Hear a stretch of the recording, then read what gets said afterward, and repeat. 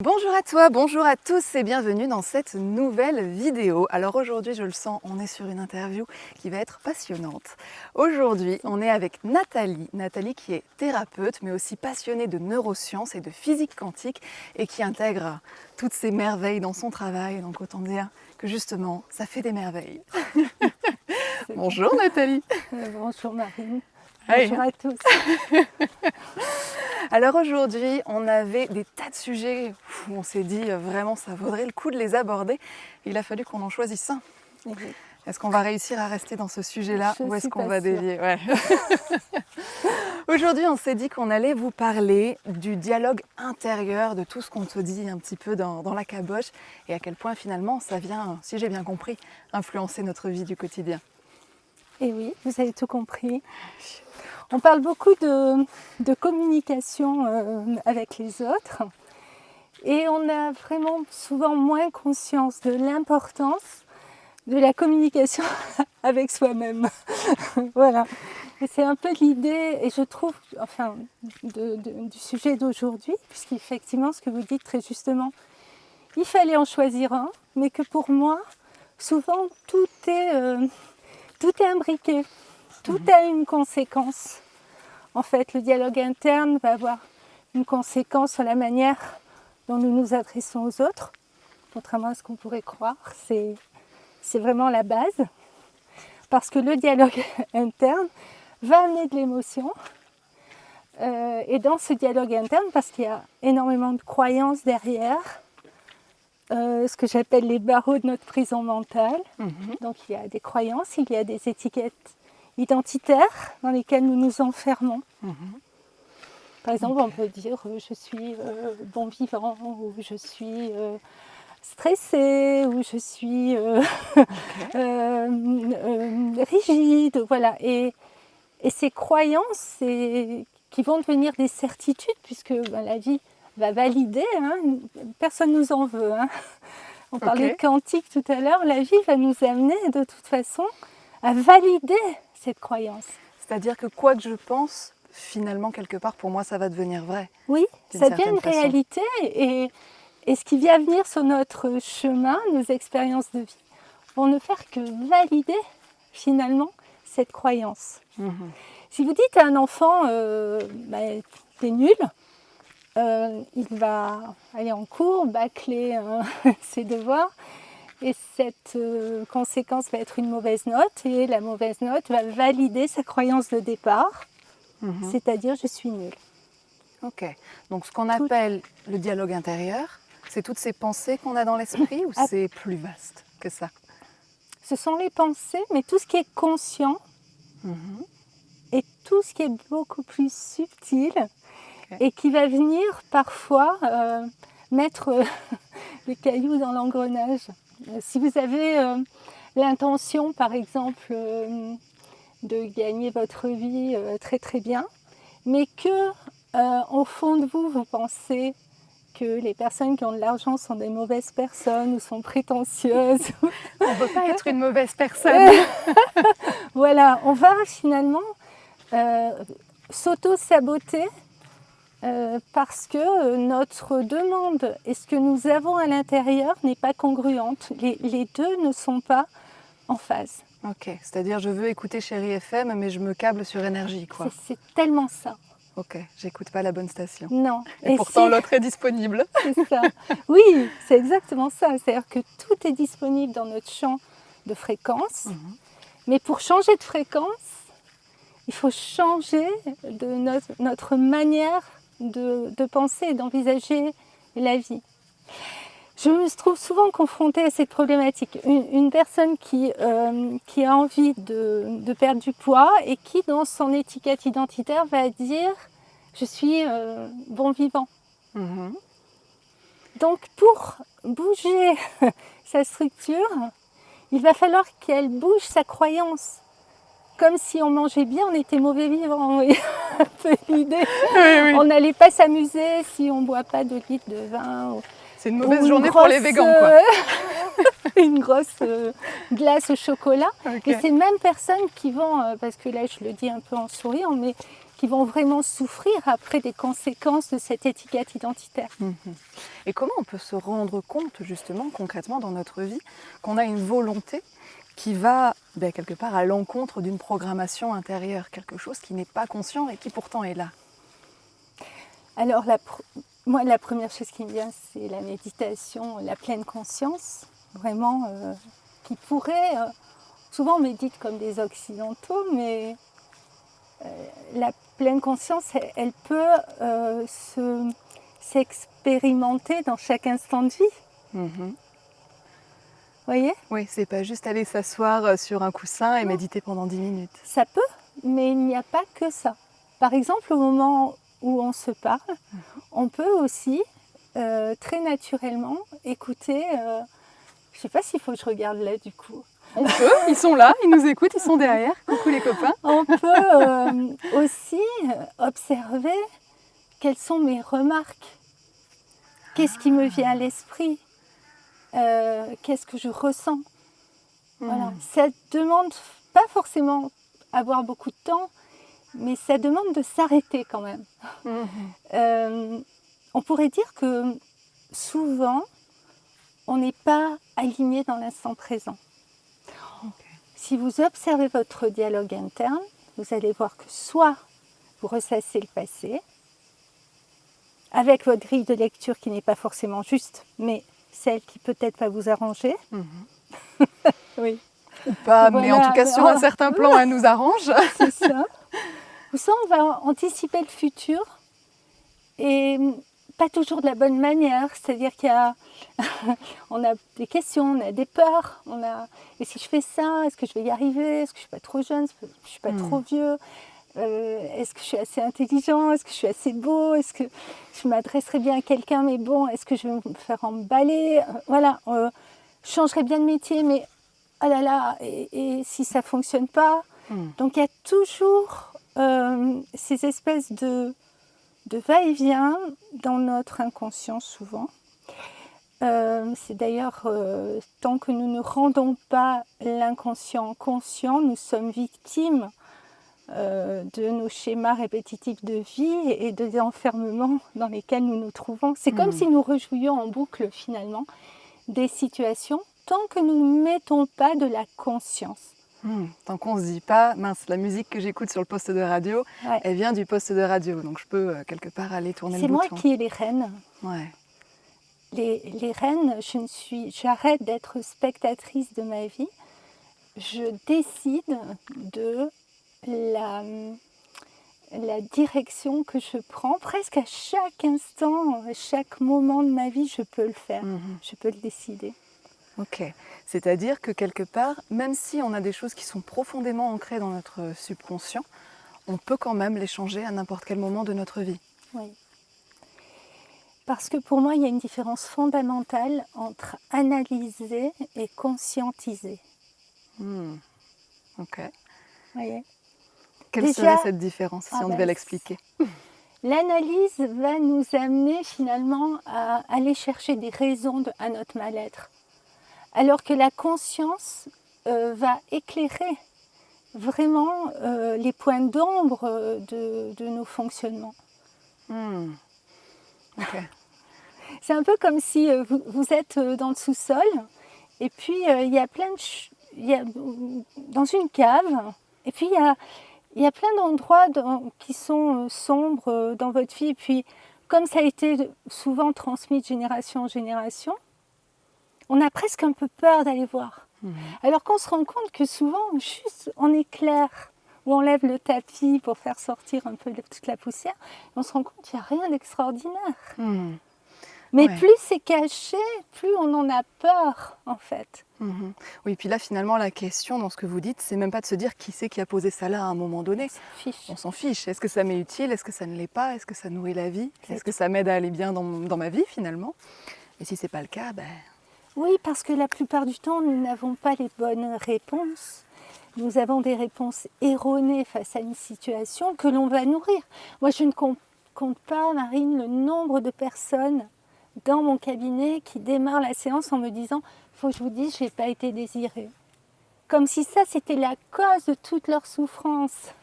Ah, mais ils l'ont mis quelque part dans le subconscient et à partir de là... On en a fait le problème de notre mal-être. Ouais. Alors qu'on est des milliers à ne pas avoir été désirés, surtout de ma génération.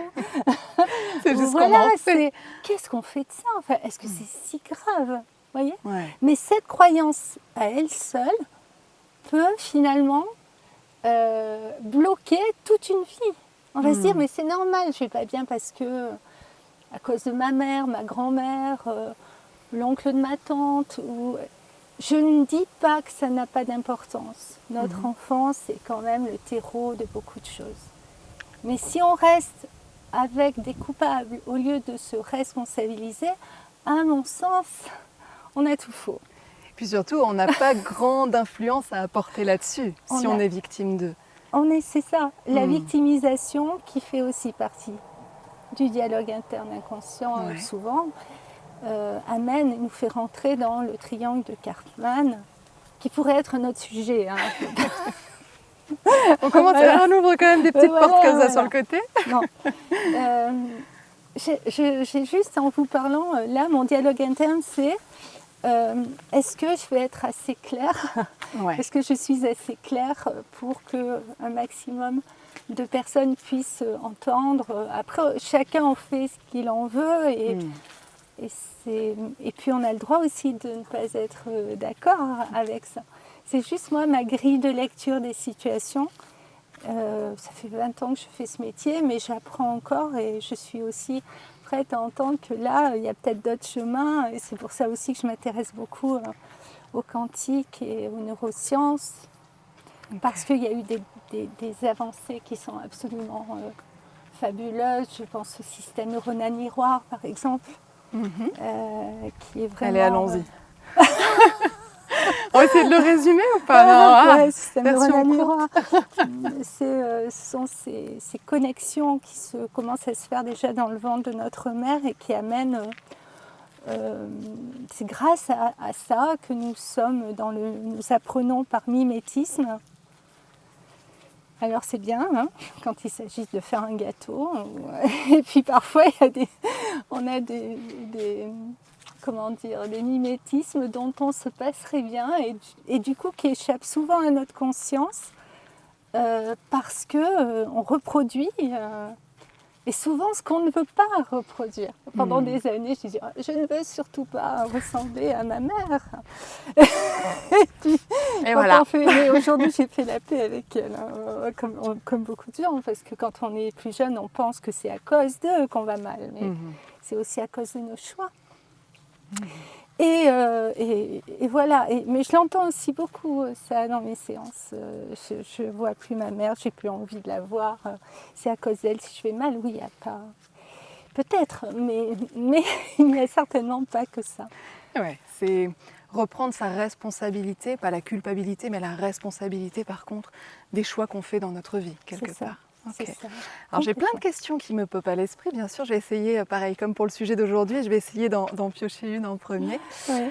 La toute première, on parlait justement des générations précédentes, de nos ancêtres. On parle beaucoup des héritages quand ils sont pécuniers, quand il y a 2-3 petits sous à aller récupérer. Mais a priori, si je comprends bien tout ce qu'on est en train de dire, l'héritage et le plus gros des héritages, c'est peut-être pas ce qui est physique en l'occurrence.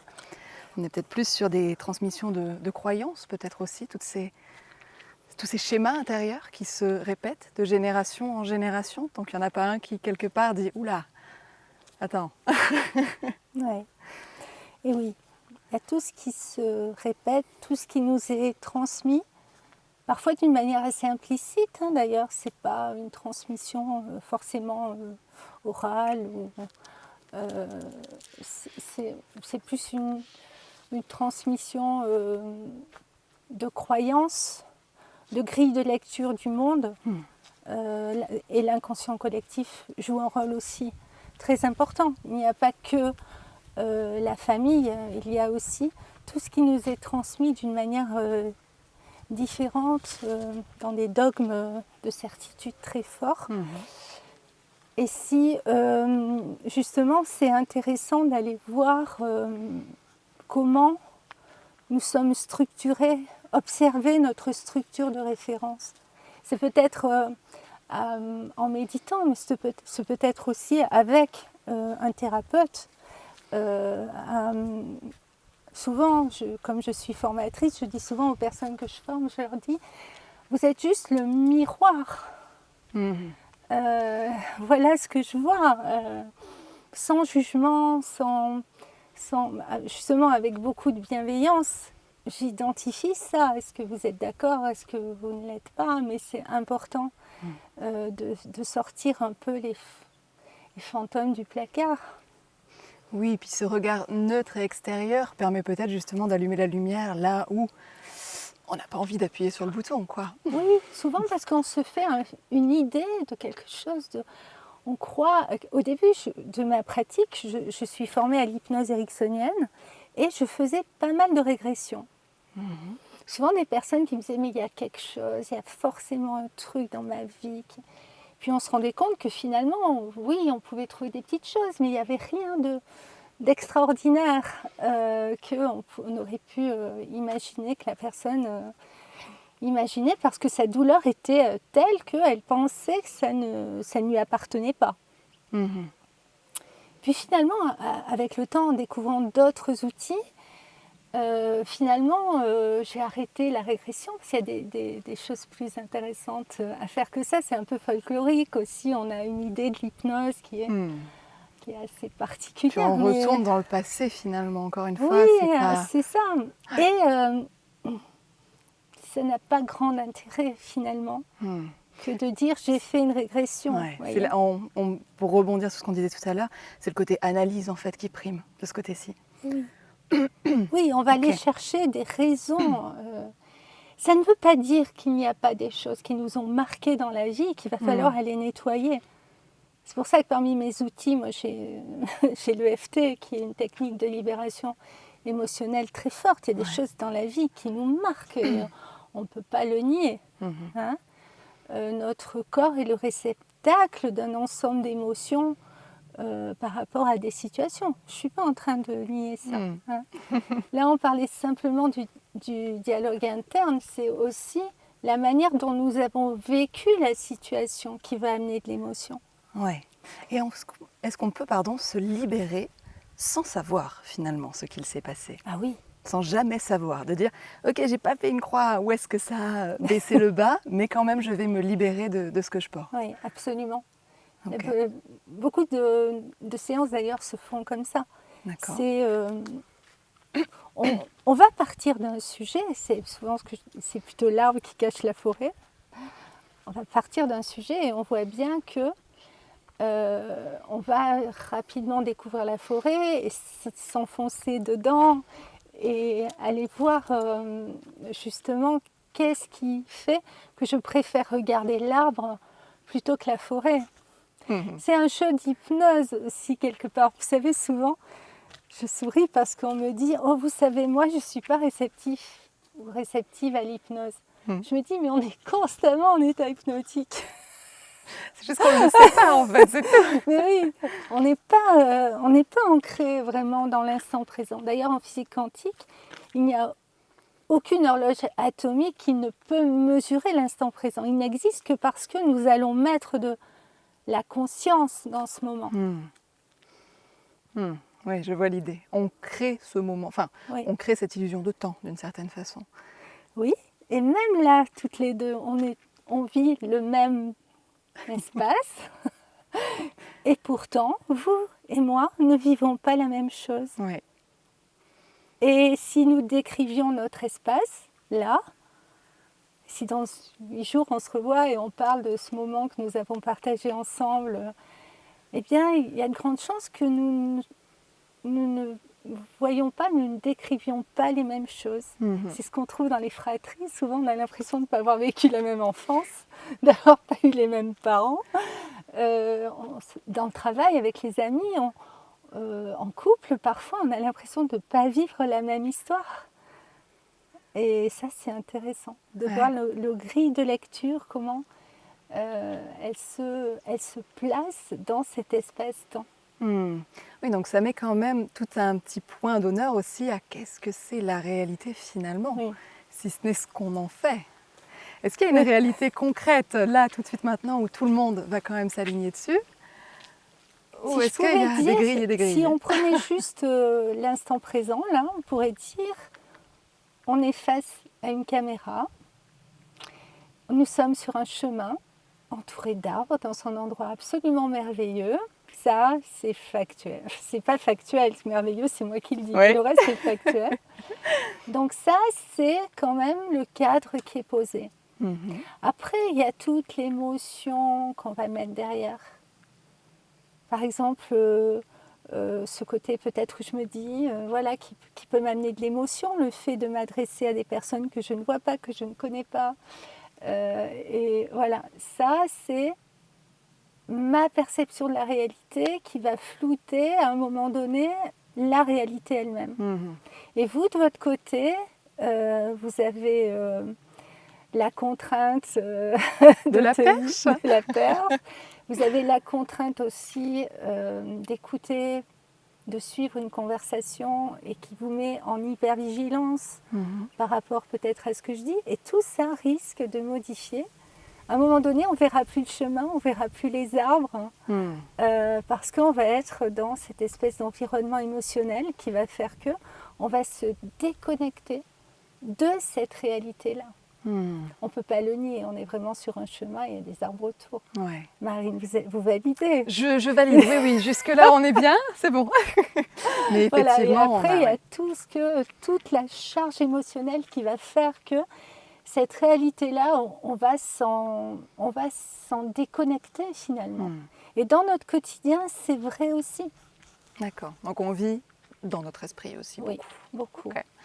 Et donc, si je devais refaire un parallèle avec tout à l'heure, de la même façon, on parlait de quoi?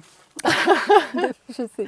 Je me suis perdue toute seule dans mon introduction. Ah si, quand on observe justement une pensée qui prend de la place dans notre esprit. Par exemple, là je me dis, ok, il y a quelque chose, une pensée qui passe et finalement j'ai pas envie d'avoir cette pensée.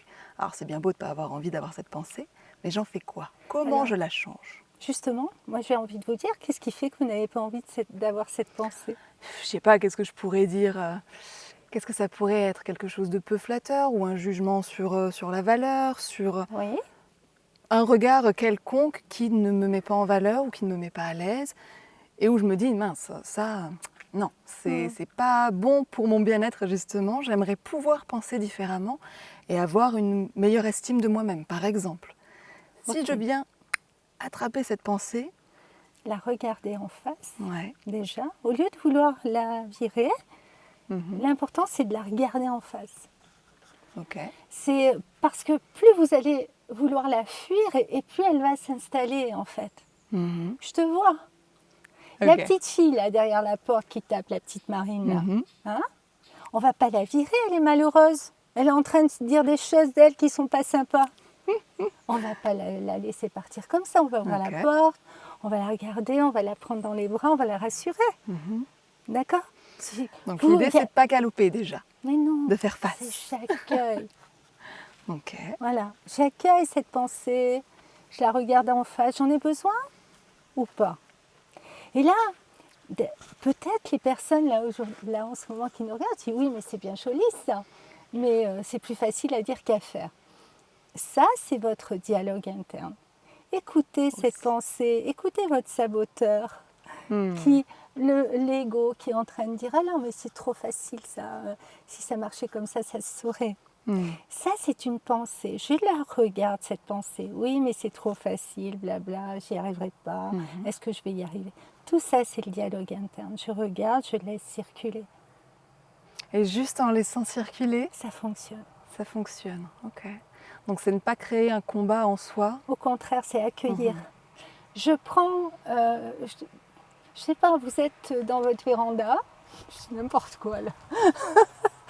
C'est pas mal une petite véranda là d'ailleurs, la vue serait pas dégueu. Il y a le voisin qui frappe. Vous êtes en train de lire un bon bouquin, tranquille. Puis vous voyez la voisine là qui vient frapper, elle a envie de discuter avec vous. Et vous, vous avez envie de lire votre bon bouquin. Plus elle vous voit, plus elle aura envie de rentrer parce qu'elle veut absolument que vous répondiez à sa demande. Vous êtes d'accord? C'est probable. Okay. Si vous ouvrez la fenêtre, la véranda, vous lui dites « Écoute, Josiane, je t'aime beaucoup. » Désolée Josiane. C'est agréable. Mais là, maintenant, je n'ai pas le temps de te recevoir. Voilà. Donc, c'est gentil, merci d'être passé, au revoir. Là, vous créez une action entre la personne qui veut venir, c'est-à-dire cette pensée qui arrive, c'est une métaphore comme une autre, je ne sais pas si elle vaut le coup, mais... Et je la regarde, je l'accueille et je la laisse passer. Ok. Voilà. Sinon, elle va passer des heures à frapper derrière la vitre. Ok. Parce Moi j'ai qu'elle l'image me de voit. mon chat ils font beaucoup ça les chats néanmoins sur les baies vitrées justement. Ah ben voilà, le chat. Donc tant qu'on n'a pas ouvert au chat, Il va gratter. le chat va gratter. Eh bien la pensée c'est pareil. On considère, le cerveau va trier entre les pensées positives et les pensées négatives. Pour moi, il n'y a que des pensées. Il n'y a rien qui m'agace plus quand on dit qu'il faut penser positif. Okay. Quelle serait la différence en fait entre ce qu'on appelle une pensée négative et une pensée positive? Il y a ce que vous en faites. Okay. C'est la manière dont vous accueillez la pensée. Okay. C'est moi qui donne une polarité. Absolument. Il y a des mots qui vibrent d'une manière très belle, puis il y a des mots qui vibrent moins bien. Ça, c'est une réalité. Par exemple, si vous dites à un enfant « n'aie pas peur », il n'entendra pas la négation, il entendra le mot « peur ». Si vous dites « aie confiance », sois tranquille, il entend confiance, il entend tranquille, et ça ne vibre pas pareil. Ouais. Donc si c'est ça que vous appelez le positif et le négatif, je suis d'accord. Mais sinon, une pensée, ce n'est juste l'ego, que l'ego qui frappe à notre porte et qui veut diriger notre vie. Ok. Donc comme avec Josiane, on ouvre la baie vitrée, on fait le point. Désolée s'il y a des choses. Oui, il y en aura C'est sûrement. Hein. qui vient, voilà. Et oui, Okay. c'est un peu ça l'idée. Et effectivement, là aussi où je vais rajouter par rapport à votre question, c'est essayons d'avoir un dialogue interne qui nous fait du bien. En fait, c'est l'inconscient a horreur du vide. C'est-à-dire qu'il va le remplir quoi qu'il en soit. Il va le remplir. Et plus vous allez être maître du remplissage, et plus ça va être sympa. Vous pouvez tout à fait avoir des projets, et là vous projetez dans l'avenir, et c'est même très très bien, sans avoir le stress du pourquoi, comment faire, est-ce que je vais y arriver.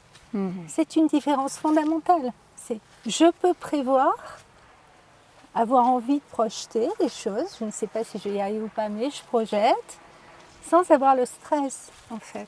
C'est là que c'est intéressant d'observer le dialogue interne.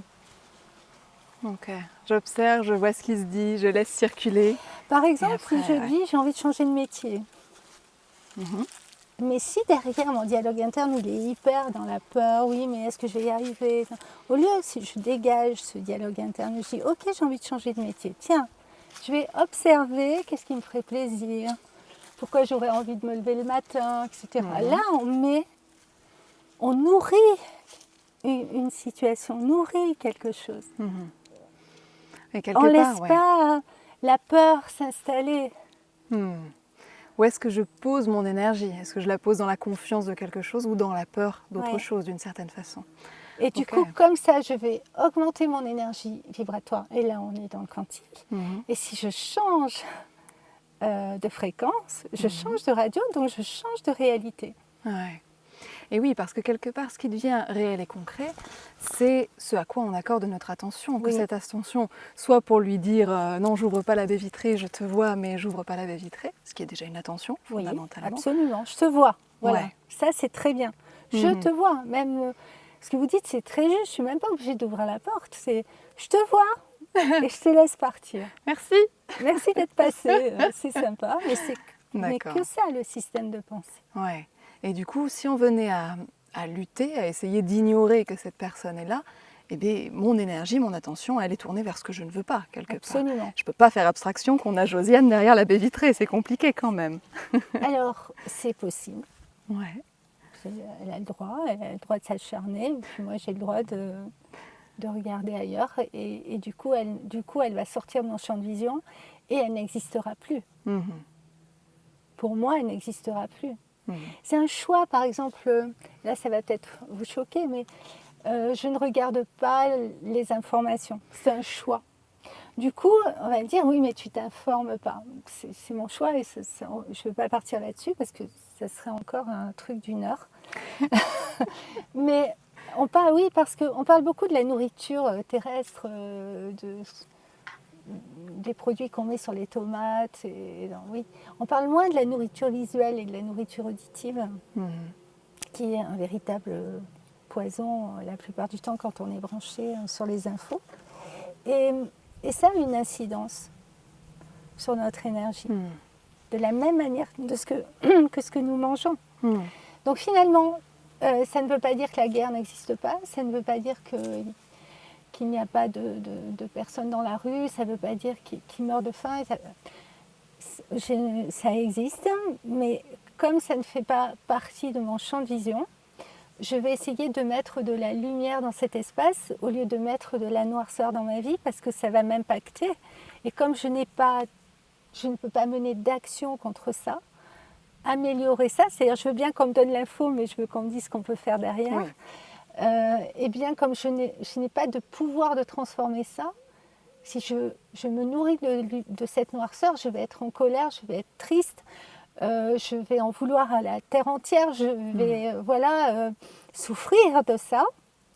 Et du coup, je vais distribuer cette énergie-là. Oui, donc quelque part, on répand ce qu'on n'a pas envie de répandre. C'est exactement ça. Et je le vois aujourd'hui à travers les personnes qui consultent et qui sont envahies de toutes ces émotions, de toute cette souffrance, parce que le monde, c'est aussi ça. C'est pas soigner la face, j'ai conscience de tout ça. Mais je ne veux pas m'en nourrir parce que pour moi, la clé, elle est ailleurs. Oui, parce qu'il est vrai que dans le dialogue courant, on va entendre par rapport aux informations, par rapport à ce qui se passe dans le monde, par rapport à plein de choses, même les conditions d'une vie, on va entendre il faut regarder la réalité en face. Mais quelque part, c'est quoi la réalité alors dans ce cas ? La réalité, cette réalité-là existe, on ne peut pas la nier. Hein, cette réalité existe, mais plus vous allez apporter de l'attention sur cette réalité, c'est vraiment, je résume finalement une phrase du Dalai Lama, c'est soit le changement que tu veux voir dans le monde. Oui. Tout est dit là. Si je nourris cette noirceur dans la colère, dans l'envie vraiment de faire justice, finalement je me mets à vibrer dans les mêmes fréquences que ceux qui font toutes ces horreurs. Est-ce que c'est ça que je veux moi personnellement? Après chacun il trouvera son compte dans... Ça peut heurter aussi ce que je dis, j'en ai conscience. Oui, bien sûr. Mais c'est en tout cas ma manière de voir les choses et que plus on va semer finalement de jolies fleurs et plus moins la noirceur prendra du pouvoir. Mais voilà, c'est une décision individuelle et je n'ai pas dit que c'était toujours facile. Parce qu'il y a des choses qui nous heurtent et même si on ne regarde pas les infos, il y a des choses qui transpirent et qui viennent à nous. Bien sûr. Mais moi, j'ai qu'à appeler ma mère, elle va me dire toutes les horreurs. Oui, bon, on en connaît tous, des personnes comme ça. Bien, elle est formidable. Mais c'est juste, voilà, donc il y a des choses qui transpirent comme ça. Et on voit bien que même si ce n'est pas beaucoup, ça nous impacte quand même. Bien ça sûr. a une incidence parce que, en fonction aussi de notre sensibilité. Moi, je fais ce métier parce que je suis hyper sensible et je pensais que c'était une malédiction. Aujourd'hui, j'en ai fait une force parce que dans mon métier, ça me sert énormément. D'accord. Mais en fait, on ne se rend pas compte que oui, tout ce qu'on regarde, tout ce qu'on consomme, que ce soit de la nourriture solide ou des informations, ça vient nourrir quelque chose en nous et par exemple ce discours intérieur. Oui. Tout ce qu'on va se raconter. Interne tout ce qu'on se raconte et qui va avoir une incidence sur notre énergie, donc sur les personnes que nous allons attirer à nous aussi. Voilà. Si on vibre dans la colère, on va attirer des guerriers. Et parfois, c'est incroyable parce que c'est hyper subtil notre dialogue interne. Je vous donne un exemple qui m'est personnel. Pendant des années, je disais, notamment à mes enfants, soyez tranquille, moi je me sortirai toujours de toutes les situations. Je pensais que c'était positif de dire ça. Ouais. Mais non, parce que je me suis rendu compte que pour sortir des situations, l'univers m'envoyait des enfermements. Ah, Des situations d'enfermement et qui validaient finalement. je peux m'en sortir. Mais oui, Eh ben oui, mais c'est logique finalement quand on y réfléchit. mais j'ai mis longtemps avant de me rendre compte de ça. Parce que pour moi, c'était positif de dire ça. Ouais. Vous voyez, Ah, comme quoi ça tient à peu de choses ça quand tient à même. rien. Ça tient à rien du tout. Et ce côté, on n'entend pas la négation dans notre esprit non plus. Non. Ça, c'est pas rien non plus, en l'occurrence. L'inconscient n'entend pas la négation. C'est pour ça qu'on dit je ne veux surtout pas ça. S'il vous plaît, vous qui nous écoutez, décidez de ce que vous voulez, mais arrêtez de dire je ne veux plus ça. Voilà. Quelle est la personne que j'ai envie d'être? Qu'est-ce que j'ai envie de poser sur mon chemin? Qu'est-ce que j'ai envie d'expérimenter dans ce monde en mouvement? Qu'est-ce qui est important pour moi? Et juste parce que vous allez nourrir ça, eh bien, il y aura moins de place pour la colère, il y aura moins de place pour la culpabilité, parce que je ne sais pas s'il y a beaucoup de femmes qui nous écoutent, mais nous sommes les reines de la culpabilité. Voilà, donc on fait comme on peut dans la vie, on fait au mieux tout le temps. Et c'est déjà pas mal, et c'est déjà beaucoup. Voilà ce que j'aurais envie de vous dire, vous qui nous écoutez. Ça sonne presque comme une conclusion. En fait. En vrai, Oui. je ne sais pas si vous souhaitez ajouter autre chose à ça, mais moi je trouve que c'est une conclusion pour ce sujet qui est tout à fait ouverte, pertinente et qui se dit ouh. Oui, c'est vraiment ça. Et avoir conscience que tout ce que nous pensons, créons, crée notre réalité et a une incidence sur la manière dont nous nous adressons aux autres. Parce que si nous vibrons dans la culpabilité, on va devenir susceptible pour tout. Et si nous vibrons dans la colère, eh bien nous allons attirer des personnes qui sont en colère. Et souvent en séance, on me dit « mais je ne comprends pas, j'attire toujours les mêmes personnes ». Et oui, parce que pour changer ça, il faut changer d'énergie vibratoire. Et si je vous entends dire « oui, mais c'est facile à dire », ça va mal aller. Voilà, elle va vous retrouver tout ce temps que vous êtes. Je plaisante. Écoutez, prenez le temps d'écouter tout ce que dit votre mental là en ce moment. Oui, mais c'est facile à dire. Oui, mais c'est... Voilà. Déjà, laissez circuler tout ça. Et dites-vous, posez-vous la seule et unique question qui existe, c'est qu'est-ce que je veux? Non pas qu'est-ce que je veux pas, mais qu'est-ce que je veux? Qu'est-ce qui est important pour moi? J'ai presque envie de dire devenez égoïste. Parce que pour être bien avec les autres, il faut commencer à être bien avec soi-même. Voilà, peut-être ça c'est la conclusion. Mais... Moi, elle me convient tout à fait. J'étais là, oui. Merci en tout cas de nous avoir écoutés. Ben, écoutez, merci Marie. beaucoup. Merci pour cet entretien. Merci à vous d'avoir été là également à écouter tout ça. On espère que ça vous aura apporté quelque chose. N'hésitez pas à le réécouter. Parfois, les deuxième, troisième, quatrième écoutes, on ne vient pas à grappiller les mêmes informations que sur une première. Peut-être qu'on se retrouvera parce que clairement, on n'a pas fait le tour de tout ce qu'on voulait aborder avec vous. Il y aura peut-être un épisode 2, 3, 4, 5, 6, 12. En tout cas, merci beaucoup. Merci beaucoup. Des bonnes zones pour tout le monde. On vous dit à bientôt. Puis en attendant, prenez soin de vous.